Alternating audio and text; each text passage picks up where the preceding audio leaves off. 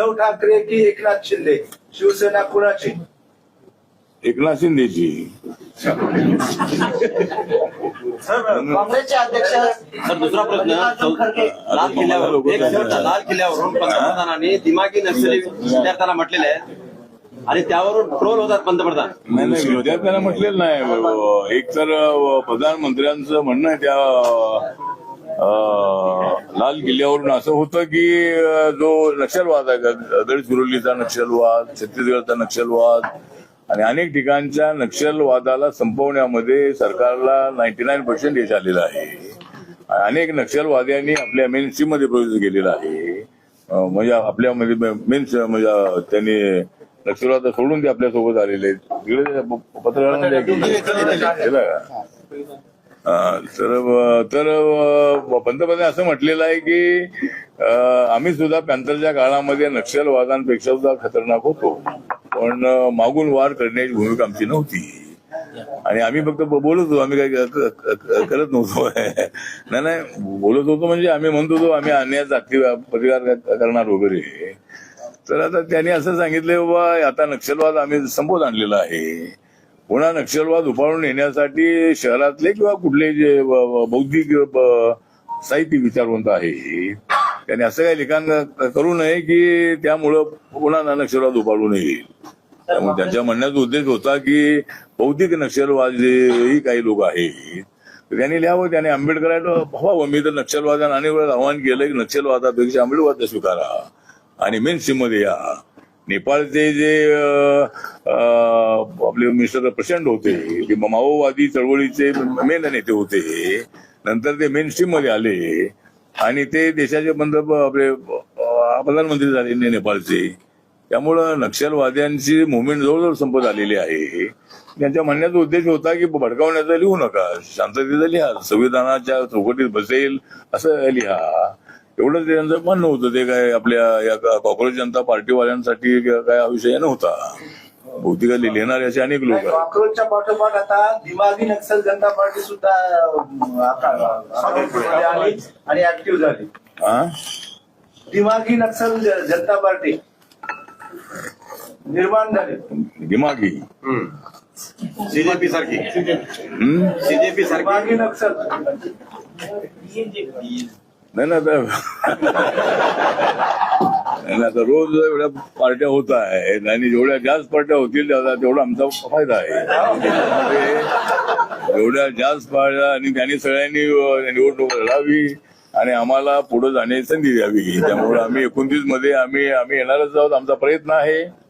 लोकशाहीमध्ये राहुल गांधी हे रोज मोदीवर टीका करतायत आणि त्यामुळे आमचा जास्त फायदा होतो आहे. त्यामुळे राहुल गांधी किंवा सगळ्यांनी जेवढ्या शिवाय द्यायच्या तेवढ्या शिवाय त्या द्याव्यात, पण मोदी मात्र एका जागेवरून हलणार नाही आहे. त्यामुळं एकतर मोदींच्या विरोधामध्ये एकदम अशा पद्धतीनं बोललं जाते. त्यामुळे पंतप्रधानांचा आदर करणं आवश्यक आहे. पूर्वीची परंपरा वेगळी होती.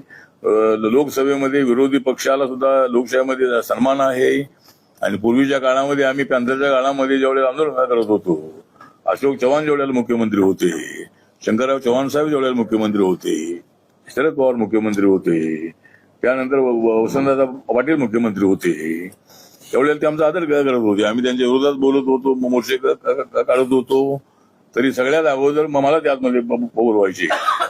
त्यामुळं लोकशाहीमध्ये भावनांचा विचार करणं आवश्यक आहे आणि मागण्यांसाठी आमचा मोर्चा असतो. आम्ही मोर्चा अनेक वेळेला काढलेला आहे. त्यामुळे मला असं वाटतं की राहुल गांधी यांनी काँग्रेसला वाढवण्याचा प्रयत्न करावा. राहुल गांधींनी आमची चिंता करू नये आणि जोपर्यंत नरेंद्र मोदी आणि मी एकत्र आहे तो आम्हाला हलवणं अत्यंत अवघड आहे. त्यामुळे हलवायचा प्रयत्न करा. पुढच्या वेळेला तुम्हाला सत्ता मिळेल, तुम्हाला शुभेच्छा आहेत, पण आम्हाला सत्ता मिळेल आम्हाला शुभेच्छा द्या. त्यामुळं कुणाची सत्ता येईल ते बघूया. पॅन्थरच्या काळात सर रामदास आठवले जसे आक्रमक होते, सध्याच्या काळात संसदेमध्ये पॅन्थर तसे आठवले तिथे दिसतील का आम्हाला? नाही आक्रमक आहेत म्हणजे नेहमी आक्रमक राहिलो तर मंत्रिपद मिळणार नाहीये.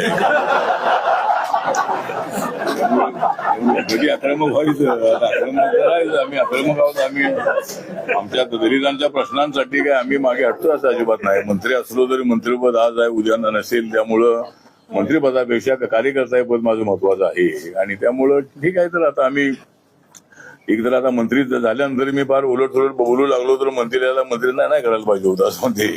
त्यामुळे ठीक आहे. तर मी माझ्या मनामध्ये नेहमीच अन्याय होत असेल तर माझ्या मनामध्ये उद्दूर असतो, माझ्या मनामध्ये भावना असतात.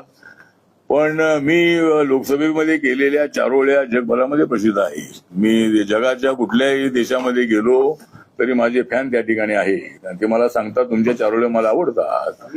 आणि मी त्यांना सांगतो की तुम्ही अमेरिकेत आल्यामुळे मला आवडतंय की तुम्ही तिकडे गेलेला आहात म्हणून. त्यामुळे ठीक आहे. तर असे अनेक लोक आहेत. तर माझी स्टाईल थोडीशी वेगळी आहे. अनेक लोकांना आवडत नसेल ही, पण ते मॅक्झिमम 95% पेक्षा जास्त लोकांना माझी पद्धत आवडते. आणि ते सांगतात की तुमच्या चारोळ्या आम्हाला आवडतात. आणि अनेक ज्या भगिनी आपल्या गृहिणी आहेत अशाही महिला युट्यूबवरती बघत असतात. त्यामुळे ठीक आहे. तर माझी स्टाईल आहे आणि आपल्या सगळ्यांना मला पाठिंबा आहे. जोपर्यंत तुमचा मला पाठिंबा आहे तोपर्यंत मी दिल्लीत राहणारच आहे. आणि नंतर पाहूया. चला, थँक्यू. काँग्रेसचे खासदार मल्लिकार्जुन खरगे यांची सभा झाल्याच्या नंतर तिथे गोमूत्र व गंगाजलाने शुद्धीकरण करण्यात आलेलं आहे हलद्वानी उत्तराखंडमध्ये. त्याबद्दल आपलं मत काय? आपण आंबेडकर मात्र आता हळद्वानी एक टाऊन आहे, नैनितालच्या बाजूलाच आहे. आणि त्या ठिकाणी काँग्रेस पक्षाची सभा होती. आणि त्या सभेमध्ये मल्लिकार्जुन खरगे साहेब आमचे दलित समाजाचे आहेत. ते गुलबर्ग्याचे मूळ राहणारे आहेत. आणि त्यांची सभा त्या ठिकाणी झाली. आणि ते मुस्लिमांच्या संबंधामध्ये जास्त थोडं पॉझिटिव्ह बोलले. त्यामुळे काय हिंदू समाजातल्या काही लोकांनी त्या ठिकाणी काहीतरी काय केलं म्हणतात ते गोमूत्र जे आहे ते काहीतरी त्यांनी गोमूत्र टाकून पवित्र केलं. गोमूत्र करून तिथं त्याला पवित्र केलेलं आहे. तर मला असं वाटतं की अशा पद्धतीनं एका दलित नेत्याचा अपमान करणं अयोग्य आहे. आणि त्याची पूर्ण चौकशी झालेली आहे. आणि अशा पद्धतीचं गोमूत्र शिंपणाऱ्यांवर पोलिसांनी कारवाई केलेली आहे. त्यामुळं एका दलित नेत्याचा अपमान होता कामा नये. मल्लिकार्जुन खरगेची जरी काँग्रेस पक्षाचे असले तरी सोनिया गांधींनी त्यांना पक्षाचा अध्यक्ष जरी बनवलेला आहे. आणि ते यासाठी बनवलं की राहुल गांधी होत नाहीत म्हणून ते बनवलेलं आहे. आणि जेवढ्याला मुख्यमंत्री त्यांना बनवायचं होतं तेवढ्याला त्यांना मुख्यमंत्री बनवलं नाही. आणि त्यामुळं पण ठीक आहे. पण ते दलित असल्यामुळं जर असं काय मूत्र शिंपडलं असेल तर ते अयोग्य आहे. ते संविधान विरोधी आहे. त्यांच्यावर कारवाई झाली पाहिजे अशी आपली मागणी आहे.